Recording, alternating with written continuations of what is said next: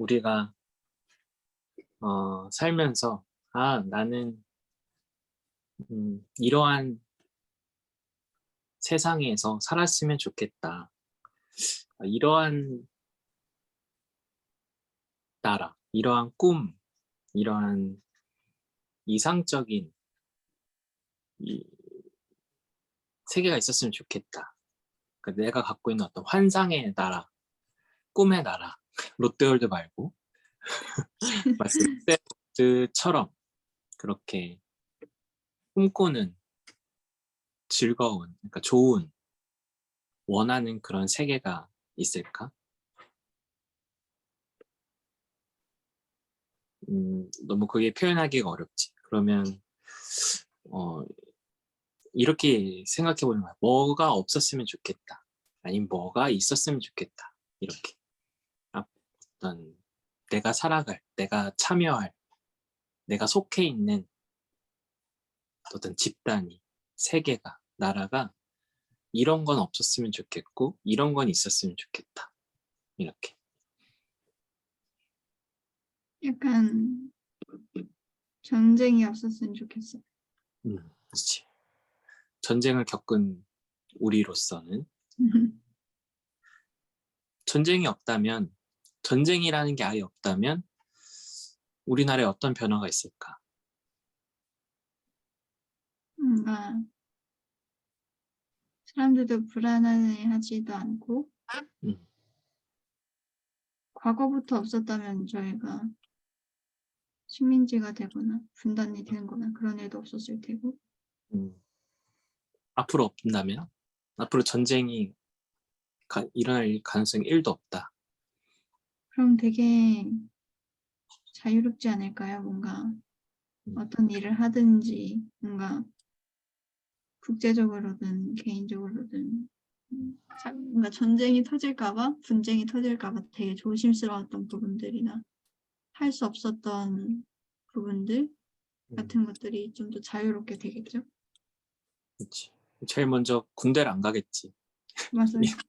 군대도 안 가고 뭐 우리가 다른 나라를 갈 때 비행기 말고 배 말고 기차나 차로도 갈 수 있을 거고 뭐 전쟁이 없다면 뭐 꼭 통일이 안 되더라도 전쟁이 없다면 이렇게 서로 왕래는 할 수 있을 것 같으니까 뭐 그런 가능성도 주어질 수 있겠지.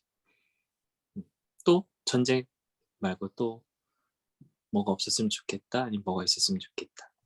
이런 나라, 이런 세계가 되었으면 좋겠다. 생각나는 거. 나눌 수 있는 그런 사람들이 있었으면 좋겠어요. 어떤 사람? 나눌 수 있는 사람. 나눌 수 있는 사람, 그치? 뭐 자기의 소유든, 자기의 지식이든, 자기가 갖고 있는 어떤 사회적 지위든 그걸 독점하지 않고, 그걸 배타적으로 하지 않고, 많은 사람 또는 공동의 선 또는 나라를 위해서 기꺼이 나누는 사람이 많은 세상. 요즘엔 그게 너무 없지.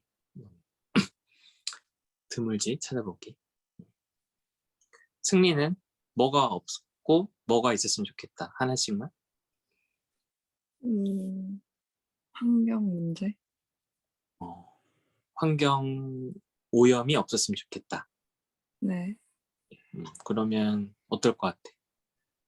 그러면 지금 사계절이 뚜렷하고 북극곰이 북극에서 잘 살고 있겠죠. 조금 더 우리 일상으로 가져와 볼까? 일상으로요? 지금 승리가 살아가는 데 있어서 오늘도 살고 내일도 살고 할 텐데 어떤 환경 오염이 없어진다면. 그러면 미세먼지도 많이 없어지고 그리고 나중에 미래에 우리 자식들이 안전하게 살 수 있지 않을까요? 그렇지. 맞아. 많은 환경 오염이 없어진다면 이런 기후 이상 현상도 적어질 거고, 또 뭐 가뭄이나 이런 문제도 산불 이런 것도 적어질 거고, 또 마스크도 안 쓰고 다녀도 될 거고. 그치. 또 어떤 게 있었으면 좋겠어? 있는 거요? 이때 뭔가 지금 좀 부족한데 뭔가 이런 게 있으면 더 좋은 세상이 될 것 같다. 더 완벽한 어떤 살기 좋은 세상이 될 것 같다. 이런. 존중? 응? 존중하는, 존중? 좋아. 존중. 그치. 요즘에 또 찾아보기 힘든 거지. 서로 존중하는 거. 서로 무시가 많지, 요즘에. 무시를 넘어서 혐오, 멸시, 막 무시, 이런 게 너무 많지. 너무 쉽게 하는 것 같아. 그러니까 그게 약간 문턱이 너무 낮은 것 같아. 상대방을 비하하거나 존중하지 않는 거. 뭐, 유튜브에 보니까 뭐, 이런 거, 누구 어떤 사람을 약간 비하할 때 끝에 어떤 충을 붙인다든지, 무슨 충이냐, 막 이렇게 하기도 하고, 너 뭘 이렇게 실수해서 못하고 하면 또 장애인이냐, 막 이렇게 얘기하는 경우도 되게 많은 것 같아. 맞아요. 그런 무시, 멸시, 이런 차별, 이런 게 없고, 서로 존중하고, 더 나아가서는 배려하고 하는 거. 이게 있으면 훨씬 좋을 것 같아. 맞아. 그 외에도 차별이 없다면 인종차별이나 성별에 따른 차별이나 나이에 따른 차별이나 국적에 따른 차별이 없으면 우리가 살아가는 세상이 되게 더 아름답겠지. 더 평화로울 것 같고, 더 살기 좋을 것 같고, 또 가난이나 질병 또는 장애 이런 것들이 없다면 더 이상 그게 어떤 삶의 불평등으로 작용하지 않는다면 누구나 어떤 일정 이상의 경제적인 수준을 보장받고, 또 아프면 치료를 받고, 또 장애가 있다면 어떤 도움을 받을 수 있다면 훨씬 더 살기 좋을 것 같아. 또 너네들의 입장에서 보면 만약에 입시 제도가 없다면, 입시 지옥이 없어진다면, 또 다른 걱정이 있겠지만, 일단은 뭔가 12년의 인생이 한 방에 결정된다는 그런 압박으로부터는 좀 자유로울 수 있겠지. 또 다른 노력이 필요할 수는 있겠지만, 그럴 것 같고. 또 어떤 사람들 입장에서는 어떤 동물들의 복지가 많이 개선됐으면 좋겠다라고 생각할 것 같아. 유기견들 또는 길고양이들 이런 동물들도 좀 생명을 보장받고 존중받고 이렇게 나름의 그 존재로서 행복하게 살아갈 수 있는 그런 환경들, 그런 상황들이 되면 좋겠다라고 그렇게 생각하는 사람들이 요즘에 많이 늘어난 것 같아. 동물들의 복지에 대해서 고민하는 사람들. 그런 거가 이제 그런 차별이나 그런 어, 권리가 침해되지 않고 존중받고 보장받는 사회가 되면 좋겠다. 또 있었으면 좋겠다고 생각하는 것들은 이제 관용 또는 용서, 너그러움, 또 다른 사람에 대한 배려, 어, 따뜻한 마음 이런 것들이 있으면 우리가 좀 어렵고 힘든 세상에 살아가지만 부족하고 뭔가 불완전하고 문제가 많은 세상에 살아가지만 그래도 그 안에서 따뜻함을 느끼고 어떤 세상이 살아갈 만하다 아직은 그런 희망을 갖고 우리가 살아갈 수 있을 것 같아. 이런 것들이 다 이루어진 세상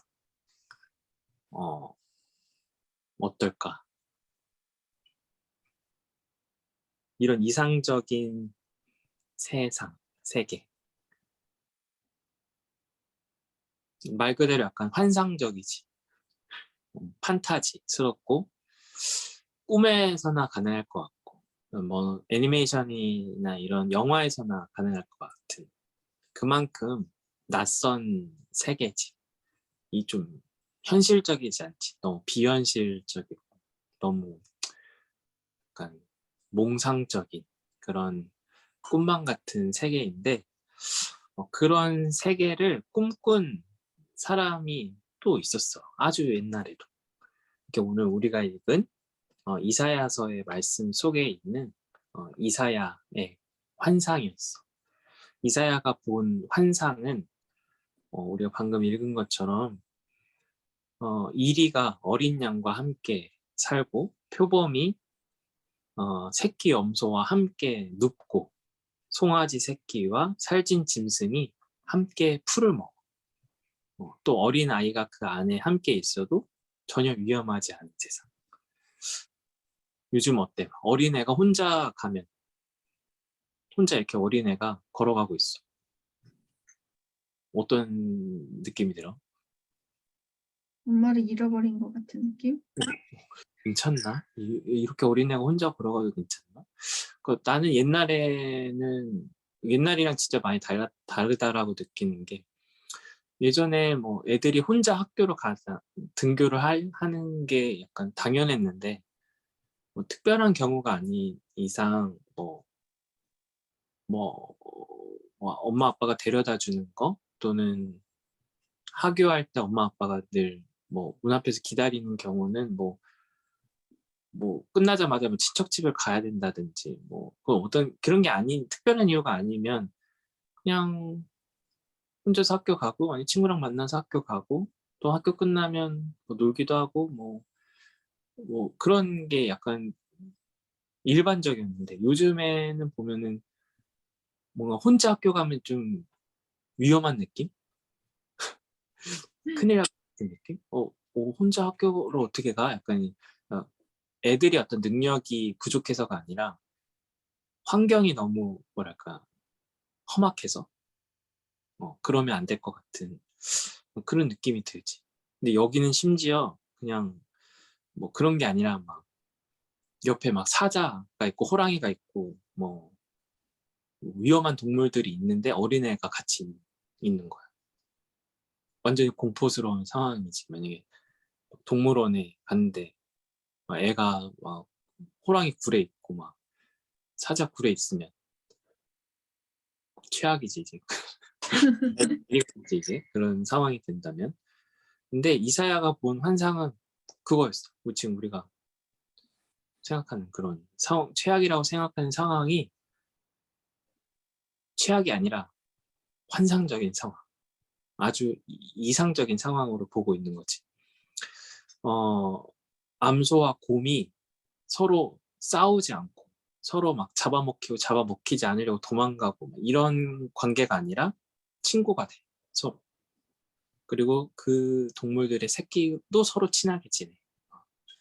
사냥 기술을 배우고 막 서로 어떻게 하면 잡아먹을까, 어떻게 하면 잡아먹히지 않을까, 이렇게 노력하고 막 신경 쓰고 그렇게 막 눈치 보고 하는 세상이 아니라 서로 편하게 지내고 행복하게 지내고 친구로 지내고 심지어 사자가 소처럼 풀을 먹어. 사자가 소를 잡아먹기 위해서 열심히 뛰어다니는 그런 세계가 아니라 사자가 그냥 풀을 먹는 세계. 젖 먹는 아이가 독사의 구멍에 손을 넣어서 장난쳐도 아무런 해가 없는 세계. 젖된 아이가 아무것도 모르고 그냥 해맑게 막 좋다 막 하고서 막 그냥 다니는 애가 사자 굴에 아니 살모사 굴에 손을 넣어도 괜찮은 세상. 요즘은 요즘 우리가 생각하면 애가 막 그냥 혼자 막 좋다고 다닌다고 생각하면 너무 너무 공포스럽지. 너무 위험한 세상이지. 그런데 이사야가 꾼 본 환상은 이러한 세상이었어. 다시 말하면 생존을 위해서 그렇게 막 처절하게 살아가지 않는 세상. 그러니까 사자에 먹이는 초식 동물이거나 뭐 육식 동물이거나 초식 동물이겠지. 또 그 초식 동물들은 또 풀을 먹기 위해서 풀을 찾아서 긴 여정을 늘 해야 하지. 피곤하게. 우리가 다큐멘터리, 막 세렝게티 이런 거 보면 늘 이 초식 동물들은 풀을 찾아서 물을 찾아서 움직이고, 또 그런 움직이는 초식 동물들을 잡아먹기 위해서 육식 동물들은 늘 따라다니고 늘 호시탐탐 노리고 그런 장면. 강을 건너는데 막 누떼들이 막 강을 건너려고 이렇게 있는데 그 강 속에 악어들이 이렇게 지켜보고 있고 그 중에 한 마리 잡아서 물속으로 데려가고, 이렇게 생존을 위해서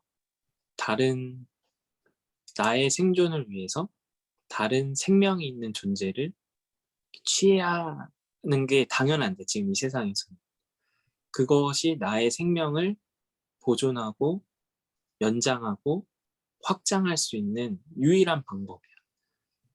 내가 생명이 있는 다른 존재를 취함으로, 그 생명을 빼앗음으로 내 생명을 유지하고 연장하고 확장할 수 있는 것. 그걸 못하면 내가 죽는, 내가 생명이 끊어지는 세상. 그런데 이사야가 본 세계는 그런 세계가 아니었어.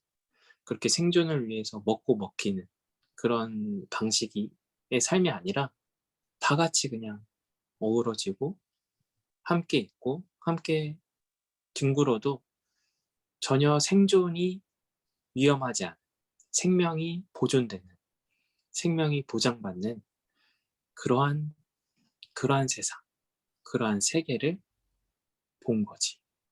꿈꾼 거지. 그럼 뭐 이런 질문이 간단하게 들 수 있겠지. 그럼 사자는 뭐 어떻게 뭐 먹고 살아요? 굶어요? 막 이렇게. 왜냐면 막 우리가 다큐멘터리 같은 거 보면 막 그런 상어나 고래가 물개를 잡아먹으려고 막 쫓아오는데 물개가 사람이 타고 있는 보트 위에 뛰어 올랐어. 그래서 이걸 어떻게 해야 되냐? 물개를 보호해 줘야 되냐? 아니면 내버려 둬야 되냐? 사람들이 생각이 다를 수 있지. 일단 대부분 사람들은 물개를 보호해 주는데 마음이 쓰이겠지만, 그렇게 하면 결국 상어나 고래는 배를 채울 수 없고 굶게 된다. 뭐 어떻게 해야 되냐? 여기에서 뭐 각자의 생각이 막 다른데, 그런 걸 걱정하지 않을 수 있는 세상, 그런 걸 고민하지 않아도 되는 세상, 그렇게 해도 생명이 전혀 위협받지 않는 세상, 그러한 세상을 이사야는 꿈꿨어. 그리고 봤어, 환상을. 어떻게 그게 가능할 수 있냐? 어떻게 그런 세상이 지금 가능하냐? 우리가 지금 살고 있는 이런 생명의 방식, 생명을 유지하고 확장하고 이어나가는 방식 속에서는 그게 절대 불가능한데, 다른 존재의 생명을 취해야만 나의 생명이 유지되기 때문에 늘 경쟁하고 다투고 빼앗고 또는 뺏기고 그렇게 할 수밖에 없는 세계인데, 그렇게 하지 못하면 결국 내가 자멸하고 도태될 수밖에 없는 이런 세상인데, 어떻게 그런 게 가능할까? 우리가 아까 얘기했던 꿈꿨던 그런 이상적 세계, 환상의 나라에서 보면 전쟁이 없는 나라 꿈꿔. 근데 전쟁을 왜 할까? 생각해보면 어떤 이런 생존의 방식에 의해서 더 확장하기 위해서, 더 힘이 세지기 위해서, 더 어떤 걸 얻기 위해서 전쟁을 벌이고, 그렇기 때문에 이 세상에서는 전쟁이 하루도 쉬지가 않는 날이 없던 거지. 인류의 역사상 늘 전쟁이 있었어. 어디선가. 우리가 모르는 어디선가에서는 늘 전쟁이 일어났던 거지. 또 왜 환경 문제가 이렇게 심해졌는가? 우리가 우리의 편의를 위해서, 또 우리의 어떤 삶의 질과 확장, 더 유익한 삶, 더 편안한 삶을 위해서 생태계를 이용해 왔기 때문에, 생태계가 갖고 있는 그 생명을 취해 왔기 때문에, 나무를 베고 또 물을 쓰고 또 다른 자원들을 채취해서 그것들을 가공해서 사용하고 했기 때문에, 그 생명을 취했기 때문에 지금 우리의 생명이 이렇게 커지고 이렇게 많아지고 이렇게 풍성해질 수 있었던 거지. 또 우리에게 왜 용서가 없냐? 왜 관용이 없냐? 왜 존중이 없냐? 우리가 처해 있는 이런 아주 치열한 경쟁 사회 때문에, 먹고 먹히는, 뺏고 빼앗기는, 내가 짓밟고 올라가지 않으면 내가 짓밟히는, 내가 도태되는 그런 세상에 살기 때문에 지금 우리는 자연스럽게 거기에 익숙해져 있고 길들여져 있는 그런 상황인데, 어떻게 하면 그런 세계가 될 수 있을까? 이사야는 어떻게 이런 세계가 이루어질 거라고 예언했을까? 보았을까? 그 답이 첫 번째로 어디에 나와 있냐면 우리가 9절에 나와 있어. 9절의 말씀을 한번 승리가 읽어볼까? 9절이요? 9절. 나의 거룩한 산 모든 곳에서 서로 해치거나 파괴하는 일은 없다. 물이 바다를 채워도 주님을 아는 지식이 땅에 가득하기 때문이다. 뭐 때문이라고? 땅에 가득하다. 뭐가? 주님의 아는 지식이. 그치. 주님을 아는 지식, 즉 하나님을 아는 지식이 이 땅에 가득해지면 거기에서는 서로 해치거나 파괴하는 일이 발생하지 않는다. 전쟁이 일어나지 않는다. 기후 파괴가, 환경 파괴가 일어나지 않는다. 뺏고 빼앗기는 싸움과 경쟁과 다툼이 더 이상 일어나지 않는다. 마치 사자, 어린 양, 염소, 곰, 늑대, 이리 얘네들이 그냥 어우러져서 지내는 일이, 그런 꿈과 같은 일이 이루어진다라고 이야기하고 있어. 그러면 그 주님을 아는 지식, 하나님을 아는 지식이 뭘까? 어떻게 하면 그 지식이 우리에게 가득해질 수 있을까? 우리가 어떤 지식이 우리한테 전해지려면, 우리가 어떤 지식을 얻으려면 무엇이 필요할까? 어떻게 그걸 얻을 수 있을까?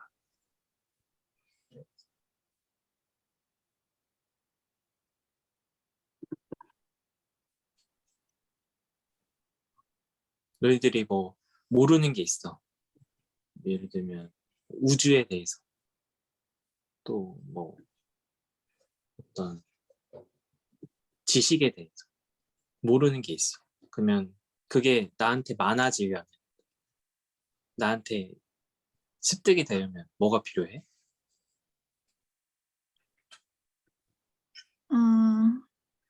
누구한테 배운다거나 음. 책을 찾아본다거나. 누군가 나에게 그걸 가르쳐 주거나 그걸 배울 수 있는 책이나 어떤 다른 도구가 있거나, 이 두 가지가 필요하겠지. 주님을 아는 지식, 즉 하나님을 아는 지식도 마찬가지. 이 하나님을 아는 지식이 이 세상에 가득하려면, 이 세상에 많아지려면, 그래서 그 하나님을 아는 지식으로 인해서 이 세상이 더 이상 그런 양육강식의 세계, 먹고 먹히는 세계, 경쟁과 다툼이, 전쟁이 일상이 되어 있는 세계가 아니라, 그런 우리에겐 정말 낯설고 이질적이지만 그런 꿈과 같은 세계가 되려면 그 하나님을 아는 지식을 가르쳐 줄 수 있는 존재, 또 그 지식이 무엇인지 알려줄 수 있는 존재 또는 어떤 도구가 필요하다는 거지. 그럼 하나님을 아는 지식이 그 하나님을 알 수 있고 가르쳐주고 전해줄 수 있는 사람, 그 사람이 누굴까? 예수님? 그치. 그 가르침이 바로 예수님을 통해서 이루어졌어. 근데 이 당시에는 이사야가 이때 살았던 때는 그게 정확히 예수님인지는 몰랐어. 근데 그런 사람이 오면, 그런 존재가 나타나면 우리에게 그런 일들이 가능해질 거다라고 이야기해. 근데 이사야가 이렇게 예언을 했을 때에는 그냥 평탄하고 평화로울 때 이런 예언을 한 게 아니야. 보통 이런 꿈을 꾸고 이러한 소망을 갖고 이러한 이게 이루어졌으면 좋겠다라는 간절한 마음을 가질 때는 보통 어떤 상황일까? 약간 힘든 상황. 그와 반대되는 상황이지. 우리가 경제적으로 너무 어려우면 경제적으로 되게 나아졌으면 좋겠다 이런 생각을 하고, 아무래도 전쟁이 막 너무 빗발치고 있으면 전쟁이 없는 때가 왔으면 좋겠다라는 생각을 꿈꾸는 것처럼, 이사야가 지금 놓여져 있던 상황은 주변의 열강들, 주변의 어떤 강대국들에 의해서 지금 이사야가 있던 지역이 굉장히 침략을 많이 당하고 빼앗기고 막 포로로 끌려가고 착취당하고, 이번엔 밑에서 왔다가 저번엔 다음엔 위에서 왔다가 막 계속 엎치락 뒤치락 하면서 전쟁이 계속 이어지고 있는 그런 상황에서, 먹고 먹히고 막 이런 상황에서 지금 이사야는 이런 예언을 하고 있어. 근데 그 어떤 존재가 오면, 그 어떤 메시아가 오면 그 메시아를 통해서 여호와를 아는 지식, 하나님을 아는 지식, 주님을 아는 지식이 이 땅에 가득해져서 더 이상 이런 전쟁, 이런 착취, 이런 뺏고 빼앗기는 이런 싸움이 우리한테 없어질 거다, 사라질 거다, 이렇게 예언을 했어. 그럼 10절을 우리가 도윤이가 한번 읽어볼까? 그날이 오면 이새의 뿌리에서 한 싹이 나서 만민의 깃발로 세워질 것이며 민족들이 그를 찾아 모여들어서 그가 있는 곳이 영광스럽게 될 것이다. 그날이 오면 이새의 뿌리, 이새의 가족 중에, 이새의 가문 중에서 한 사람이 나와서 만민을 만민의 깃발을 세울 거고, 그러니까 어떤 상징성을 드러낼 거고, 그래서 사람들이 그를 찾아와서 그를 통해서 주님을 아는 지식, 하나님을 아는 지식을 알게 될 거고, 또 그 알게 됨이 많아짐을 통해서 결국에 그러한 이사야가 꿈꿨던 그런 세계가 이루어질 수 있다라고 이제 이야기를 한 거야. 그러면 그 이새의 뿌리에 나와서, 이새의 가문 중에, 이새의 뿌리 중에 나와서 한 사람, 나와서 그 사람이 한 행동, 그러니까 여호와를 아는 지식을 가르쳐 준 일일 텐데, 그게 구체적으로 어떤 걸까? 이 사람이 여호와를 아는 지식, 하나님을 아는 지식을 모르는 사람들한테 가르쳐 줄 텐데, 하나님을 아는 지식을, 하나님이 어떤 존재인 것을, 하나님의 다스림이 어떤 것인 것을 보여주고 가르쳐주고 깨닫게 해줄 텐데, 그게 어떤 내용들일까? 그게 어떤 거냐면 3절부터 5절까지 말씀이야. 3절부터 5절까지의 말씀을 내가 읽어보면 그 사람은 주님을, 하나님을 경외하는 것, 두려워하고 하나님을 존중하고 하나님을 사랑하는 일을 자기의 즐거움으로 삼을 거래. 그리고 그는 눈에 보이는 대로만 재판하지 않고 귀에 들리는 대로만 재판하지 않는데, 그러니까 눈에 보이는 거, 귀에 들리는 대로만 재판하지 않는다는 건 눈에 보이지 않고 귀에 들리지 않는 내용까지 간파하고 파악하고 볼 수 있다는 거지. 그 본질을 파악하고 재판해 줄 수 있다. 또 가난한 사람들을 공의로 재판하고 세상에서 억눌린 사람들을 바르게 살아갈 수 있도록 인도한다. 그가 내리는 말, 그가 하는 말들은 잔인한 사람들에게 이게 몽둥이가 되고, 그러니까 그 사람들을 교정하는 어떤 힘이 되고, 그가 내리는 선고는 사악한 자들, 악을 행하는 사람들, 그러니까 다른 사람들을 해하면서 자기의 생명을 위해서, 자기의 이득을 위해서, 자기의 만족을 위해서 악을 행하는, 다른 사람들을 착취하고 횡포하는 그런 사람들을 사형에 처한다. 오히려 그 사람들이 생명을 유지할 수 없도록, 보존하지 못하도록. 그래서 무고한 사람들, 힘이 없는 사람들이 생명이 빼앗기지 않도록 그렇게 행한대. 그 사람은, 그 이세 뿌리에서 나온 사람은 정의로움으로 띠를 매고 성실함으로 몸에 띠를 맸대. 그러니까 정의롭고 성실하게 그 일들을 해나간다는 거. 어떨까? 이런 사람이 지금 우리나라에 있다면 정의를 어떠한 것에도 이렇게 위협받지 않고 타협하지 않고 그냥 가난한 사람들 또 어떤 옳고 그름을 굉장히 올바르게 막 비싼 변호사 막 돈 많은 사람 편 들어주지 않고 또는 가난하다고 해서 불공정한 판결을 받지 않고 정말 그 잘못한 그대로 그 잘했으면 잘한 거 그대로 판결해주고 재판해주고 악을 행했으면 벌 받고 잘못했으면 처벌 그대로 받고 한다면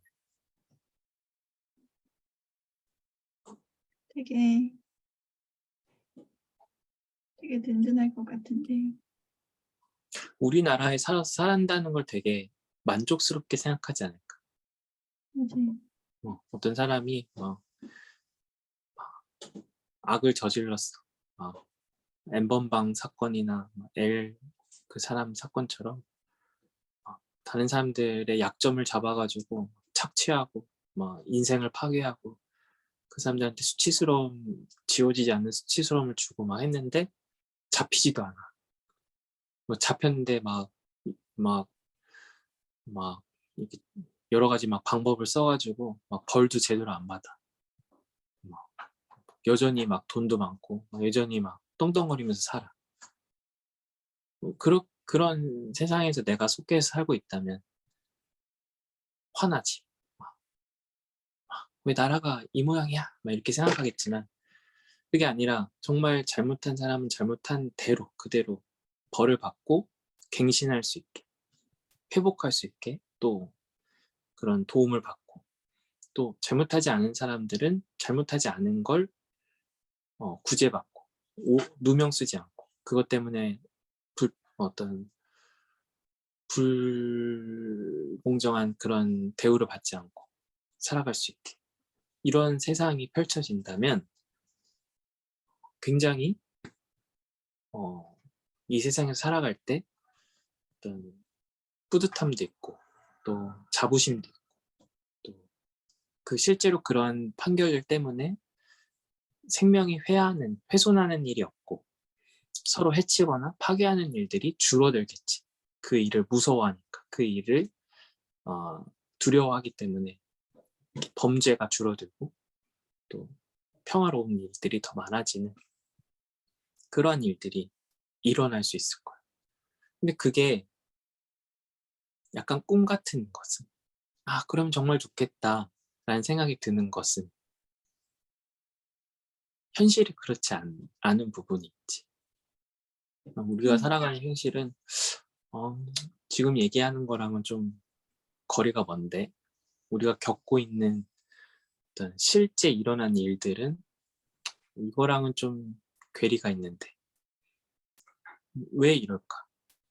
왜 우리에게도 재판관이 있고 경찰이 있고 검찰이 있고 다 있는데 왜 그렇게 딱 옳고 그름에 대해서, 범죄에 대해서, 악한 일에 대해서, 또 가난한 사람들이 겪는 어떤 부당한 일들에 대해서 왜 그렇게 딱 정의롭게, 공의롭게 그런 일들이 진행되지 않을까, 집행되지 않을까? 왜 다른 요소들이, 다른 조건들이 거기에서 부당하게 작용을 하는 걸까?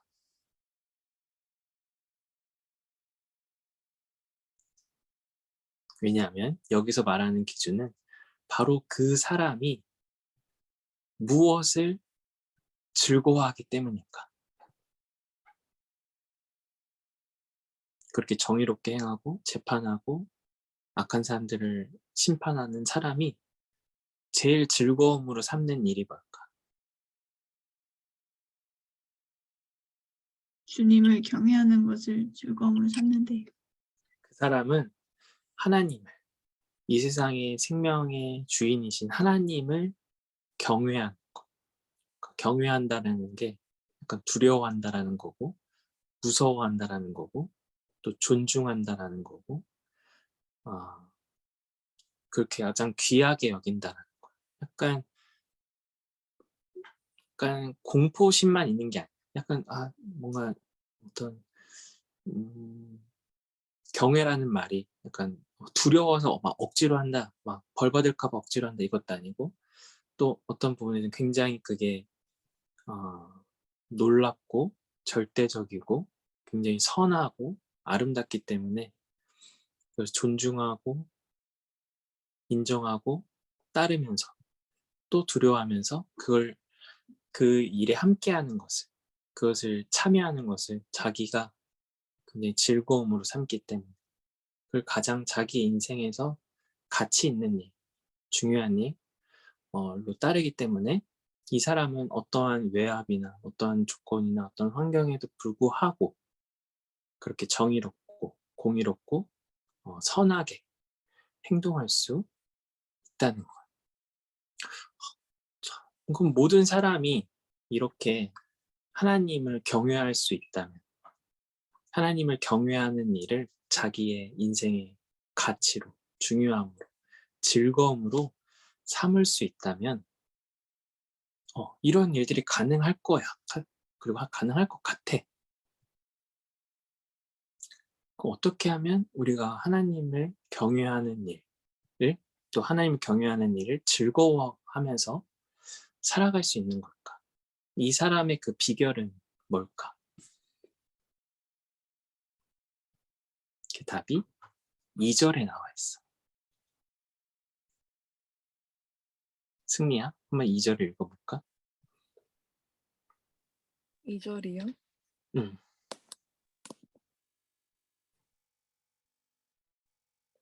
주님의 영이 그에게 내려오신다. 지혜와 총명의 영, 모략과 권능의 영, 지식과 주님을 경외하게 하는 영이 그에게 내려오시니.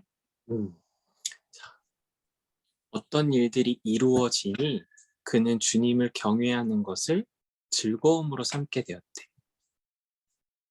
그것은 주님의 영이 그에게 임할 때, 하나님의 영이 그와 함께 할 때, 그 하나님의 영은 지혜와 총명의 영이고 모략과 권능의 영이고 지식과 주님을 경외하는 영이래. 여기서 그 영은 그 하나님의 함께 하심이야. 그 하나님의 능력이 그 사람을 온전히 지배하는 거.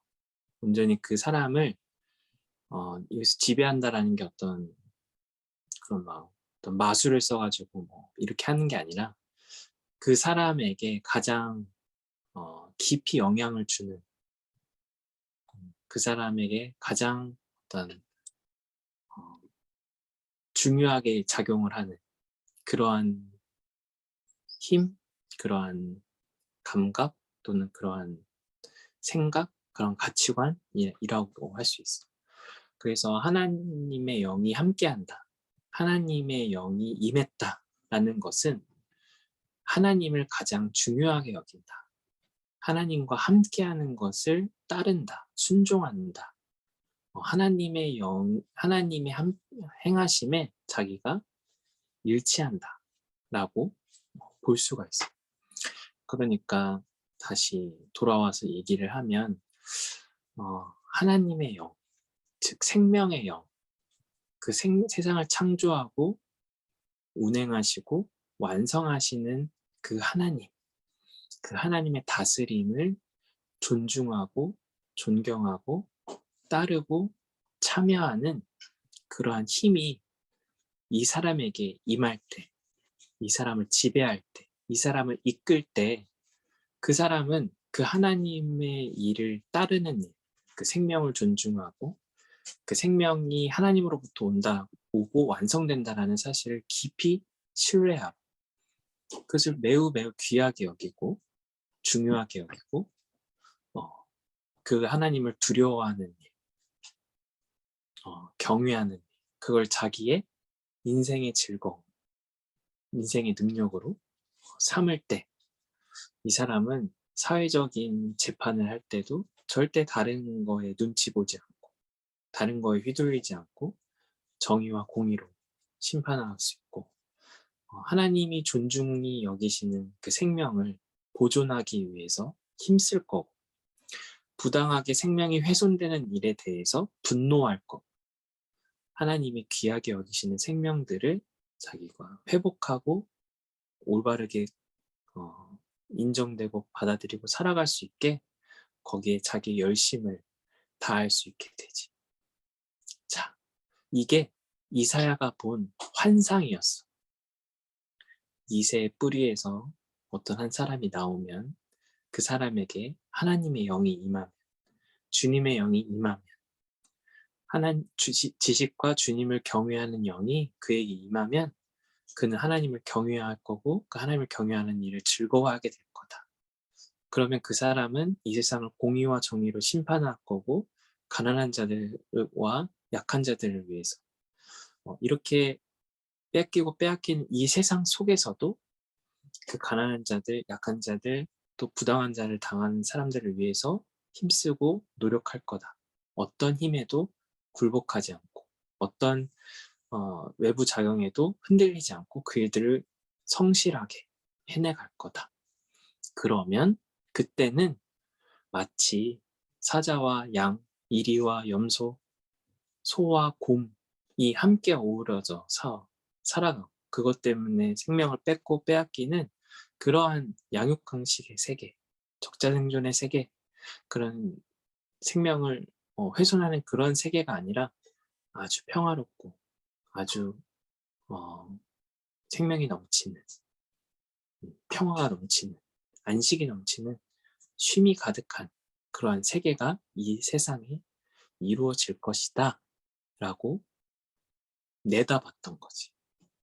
그런 환상을 봤던 거지. 전혀 그렇지 못한 자신이 속한 세계에서 그 자리에서 그런 환상과 꿈을 꾸었어. 자, 이 일이 누구를 통해서 이루어졌을까? 마침내 예수님? 2000년 전에 오셨던 예수님을 통해서 이렇게 가난하고 부당한 일을 당한 사람들이 다시 세움을 받고 그 부당한 누명을 벗고 생명을 빼앗기는 일로부터 보호를 받는 일, 또 악한 일을 행한 사람들이 부끄러움을 당하고 그들이 악한 일을 행한 것으로 인해서 벌을 받는 일, 그런 일들이 이루어졌지. 어떤 오병이어의 기적이나 또 예수님이 병든 사람들을 고쳐주신 일이나 또 사람들이 어떤 사람들을 악하게 대할 때 그것을 꾸짖고 못하게 하고 착취하지 못하도록 막아서신 일, 그러한 일들을 예수님이 하셨어.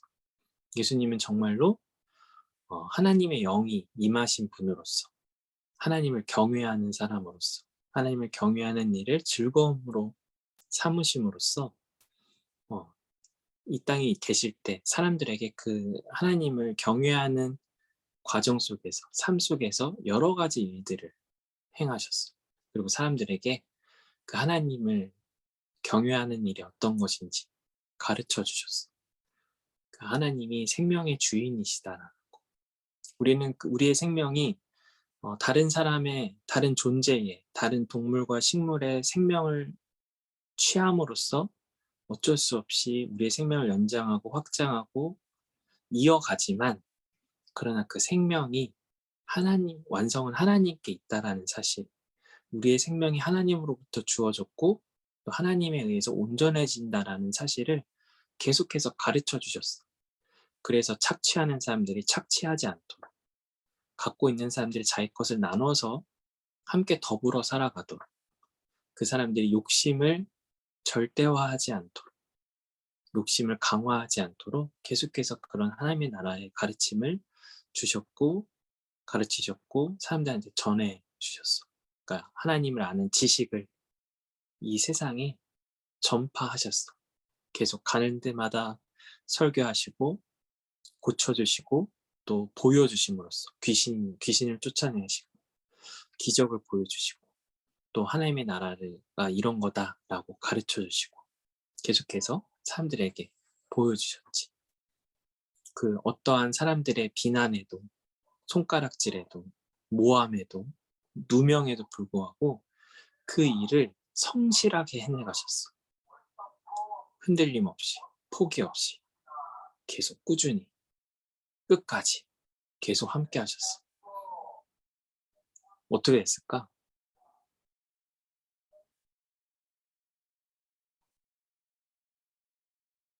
예수님이 가는 곳마다 하나님 나라를 선포하시고 가르쳐 주셨어.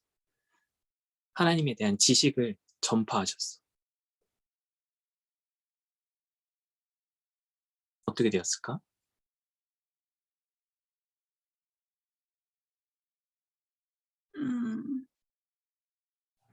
하나님의 말씀을 예수님이 전파했다고요? 다른 사람도 있을 거고 안 믿는 사람도 있을 거고 그러지 않을까요? 그랬지. 그래서 그 결론이 어떻게 됐지? 마지막이.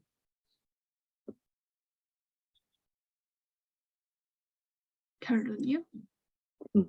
예수님이 계속 가르치고 사람들한테 도와주고 사람들한테 하나님이 생명의 주인이시다는 걸 선포하고 그걸 깨달을 수 있게 도와주시고 그런 지식이 계속 많은 사람들에게 전파될 수 있도록 제자들도 보내시고 막 하셨어.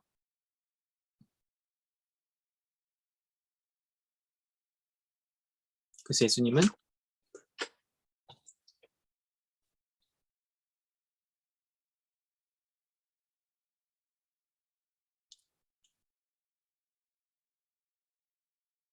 그대로 계속 가르치고 사람들이 점점 많아지고,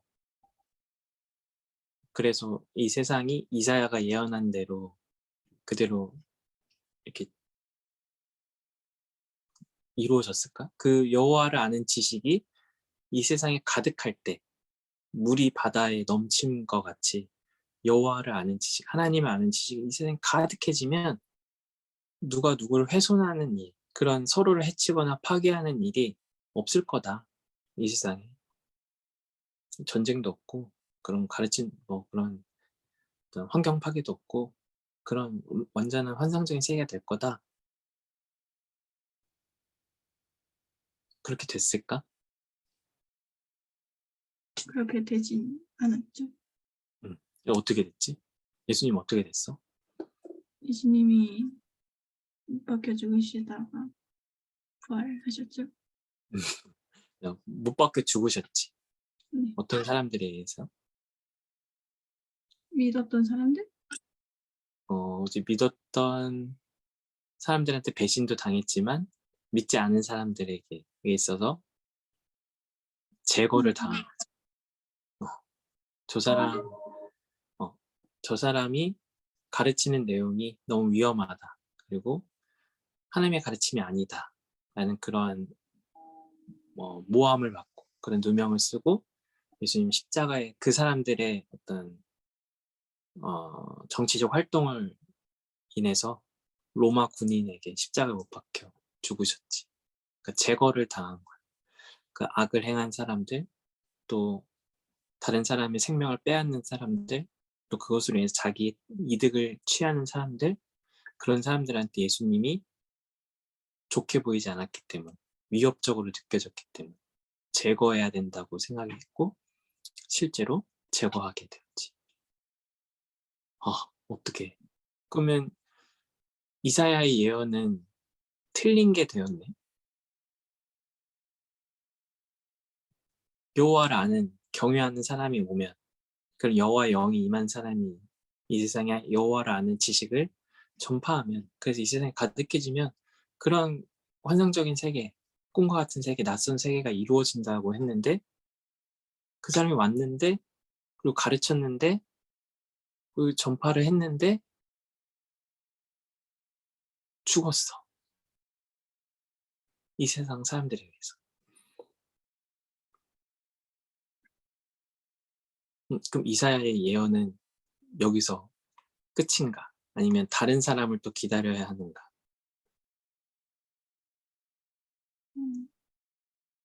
한 사람 기다리는 겠지. 진짜?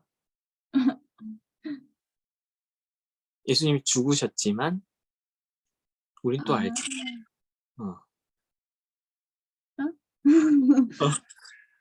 예수님 죽고 끝? 아니죠. 아니지. 예수님 죽으셨지만 어떤 일이 벌어졌을까?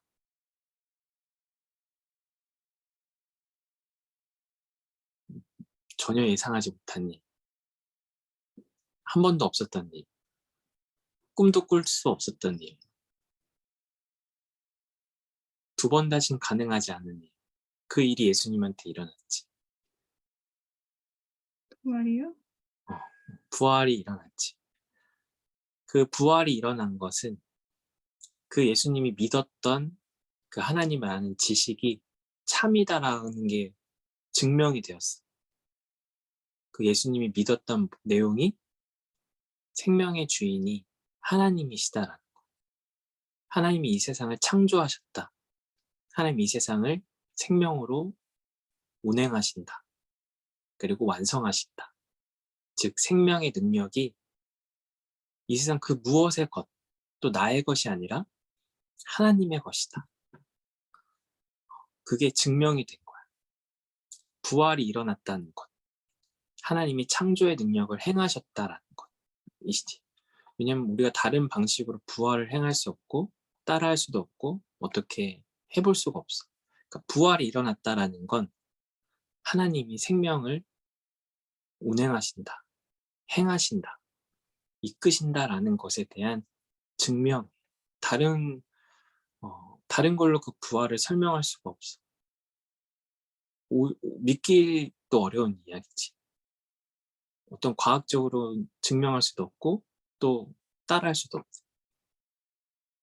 그 생명을 우리는 그냥 주어진 대로 살아갈 뿐이지 그 생명을 어떻게 발현할 수가 없는 그 일이 바로 예수님에게서 일어난 거야. 부활의 생명. 그래서 하나님은 그 여호와를 아는 지식을 전하신, 그걸 경외함으로, 그 경외하는 것을 즐거움으로 살아가신 그 예수님의 삶이, 그 가르침이 옳았다. 그게 정답이다. 그것이 확실하다라는 걸 예수님의 죽음 가운데서 나타내셨어. 예수님의 죽음 가운데서의 부활이 하나님이 이 세상의 생명의 주인이시다.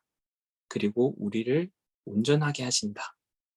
우리를 완성하신다라는 사실을 가장 분명하게, 가장 확실하게, 가장 하나님이 할 수 있는 방식으로만 나타내시고 증명하신 사건이야. 그래서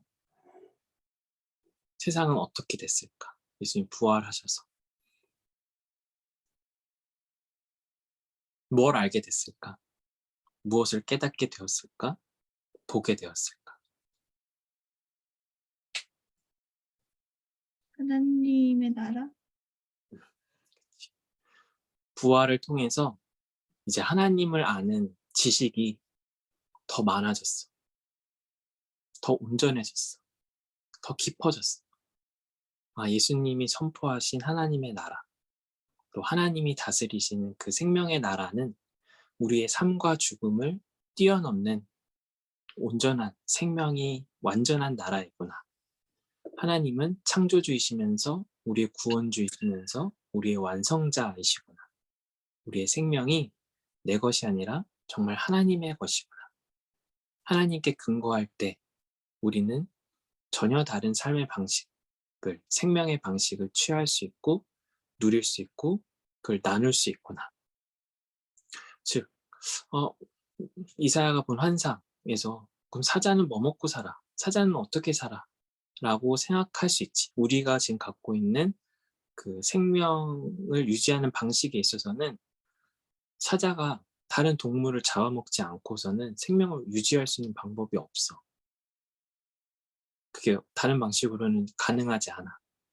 하지만 하나님이 전적으로 주관하시는 생명의 나라에서, 즉 우리의 생명의 토대를 우리가 먹고 마시고 우리가 하는 어떤 거에 토대를 두지 않고 생명의 근원이신 하나님께 생명의 토대를 두면 우리는 전혀 다른 방식에서 생명을 유지하고 완성하고 보존할 수 있다는 것. 그게 바로 부활에서 가능하다라는 게 드러났고 그걸 우린 마침내 깨닫게 되었고 믿게 되었다는 거지. 그래서 그 예수님의 십자가의 부활과 죽음을 통해서 이 세상에 하나님을 아는 지식이 더 많아졌어. 더 전파가 되었어. 우리의 생명이 우리의 먹고 우리의 식량, 우리의 마시는 물, 또 우리가 갖고 있는 자원, 우리가 갖고 있는 어떤 환경, 우리가 갖고 있는 능력에 달려있지 않다. 그것으로 우리의 삶을 완성할 수 없다. 우리의 생명을 완성할 수 있는 능력은 오로지 하나님께만 있다. 라는 사실을 깨닫게 되었어. 이 사실이, 이 진리가 이 세상에 가득해지면 어떻게 될까? 모든 사람이 그 사실을 알게 되면 어떻게 될까? 모든 사람이 그 사실을 알고 경외하면, 그걸 깊이 존중하면 어떻게 될까? 살만한 세상이 되지 않을까요? 그치. 전쟁을 할 필요성을 느낄까? 아니요. 환경 파괴를 할 이유가 있을까? 없겠죠? 자, 우리가 다른 사람을 미워하고 혐오하고 차별하는 일을 서슴없이 할까? 안 하겠죠? 안 하고 그럴 필요도 없어. 그걸 하라고 해도 안 할 거야. 왜냐? 그것으로 우리의 만족이, 우리의 완성이, 우리 생명이 풍성해지지 않는다는 걸 잘 아니까. 그 아는 걸 떠나서 이미 하나님을 통해서 생명의 완성을 경험하고 있기 때문에 그 풍성함을 경험하고 있기 때문에 마치 우리가 배부른 상태에서는 다른 어떤 먹을 생각을 하지 않는 것처럼, 다른 걸 욕심내지 않는 것처럼, 내가 부족하다라고 생각하면 다른 게 더 필요하고 또 필요한 거 이상을 떠나서 빼앗기도 하고 욕심을 내기도 하지만 이미 나한테 충분하다고 생각하면, 이미 나한테 있는 게 풍족하다고 생각하면 더 이상 그걸 욕심내거나 탐내거나 그 빼앗기 위해서 노력하거나 경쟁하지 않듯이 우리가 하나님으로부터 그런 생명을 정말 풍성하게 공급받고 있다는 사실을 깨달으면, 그걸 믿으면, 거기에서 하나님을 경험하고 있으면 우리가 굳이 전쟁을 할 필요가 없는, 굳이 자원을 가지고 싸울 필요가 없는 거야. 땅의 크기를 가지고 싸울 필요가 없는 거지. 또 환경이 파괴될 만큼 다른 자원들을 심각하게 착취할 이유가 없어. 오히려 그것들을 더 보호하고 존중하고 함께 더불어가는 삶의 방식을 모색할 수 있게 되겠지. 여호와를 아는 지식이, 하나님을 아는 지식이 이 세상에 가득해질 때 그러한 삶은 더 이상 꿈이 아니라, 환상이 아니라, 이상적 세계가 아니라 우리의 현실이 될 수 있다. 2000년에 오신 예수님은 그 일을 보여주셨다. 잠깐 맛볼 수 있게 알려주셨다. 경험하게 해주셨다. 우리는 이제 그 꿈을 알아. 우리는 이제 그 이상을 알고 그 일이 이루어질 때까지 기다려. 그리고 그 일의 완성을 위해서 참여하고 거기 잃지 않은 삶을 살아. 언제까지? 예수님 다시 오실 때까지? 그냥 2000년에 오셨던 예수님이 보여주셨던 게 우리로 깨닫게 하셨던 일이 예수님이 다시 오심으로 완전히 이루어질 거기 때문에, 온전히 우리의 것이 될 거기 때문에 우린 그러한 희망과 비전으로 오늘 하루를 살고 내일을 살고 우리에게 주어진 모든 날을 그런 희망 가운데, 꿈 가운데, 그런 소망 가운데 살아갈 수 있게 되었다. 그게 바로 우리 기독교인의 신앙이자 믿음이다. 오늘은 대림절 2번째 주일인데 우리는 성탄절을 기다려. 성탄절을 기다리는 건 그냥 단지 좋은 이벤트가 있어서 기분 좋은 날이라서 그냥 세상에 재밌는 일이 많아서 기다리는 게 아니라 지금 우리가 얘기했던 거, 그 여호와를 아는 지식이 이 세상에 가득해져서 우리가 꿈꾸는 그런 이상적 세계, 하나님의 나라가 이루어질 것을 기다리고 있기 때문에, 믿기 때문에 그날을 간절하게 기다리는 거지. 자, 우리가 이번 한 주도 그러한 비전으로, 그러한 꿈으로, 그러한 믿음으로 우리에게 주어진 삶을 살아갈 수 있었으면 좋겠어. 예수님이 오신다라는 그 사실. 그 예수님이 오실 때 이 세상이 정말 온전해진다라는 사실. 우리의 생명이 완성된다라는 사실을 기억하면서, 꿈꾸면서, 간절하게 기다리면서, 설레임으로 또 한 주를 살고, 다음 한 주를 살고. 그래서 예수님이 오셨던 것을 크리스마스에, 성탄절에 또 기억하면서 다시 오실 것을 확신하면서 그렇게 살아갈 수 있었으면 좋겠습니다. 기도하고 주기도문하고 예배 마치도록 하겠습니다. 하나님, 오늘 이사야 말씀을 통해서 여호와의 영이 강림한 그 메시아를 통해서 우리에게 여호와를 아는 지식이 가득해질 때 우리가 갖고 있는 수많은 한계와 연약함과 또 부조리와 불평등들이 극복이 되고 이리와 사자가 함께, 양과 염소가 함께 살아가는 그런 새로운 생명의 세계가 펼쳐짐을 오늘 말씀을 통해서 깨닫게 되었습니다. 이러한 여호와를 아는 지식이 우리 마음 가운데 심어져서 깊이 뿌리를 내리고 자라날 수 있도록, 그 하나님 나라에 대한 소망이 우리의 삶 가운데 깊이 자리할 수 있도록 은혜를 더하여 주시옵소서. 또한 그런 우리를 통하여서 이 세상 가운데 여호와를 아는 지식이 점점 더 전파되어서 이 세상이 더 이상 양육강식의 세계가 되지 않고 하나님을 경외하고 하나님을 사랑하고 하나님을 따르는 그런 사람들로 가득해지며 그런 평화로운 세상이 될 수 있도록 우리를 사용하여 주시옵소서. 감사합니다. 예수님의 이름으로 기도드립니다. 아멘. 자, 주기도문 하심으로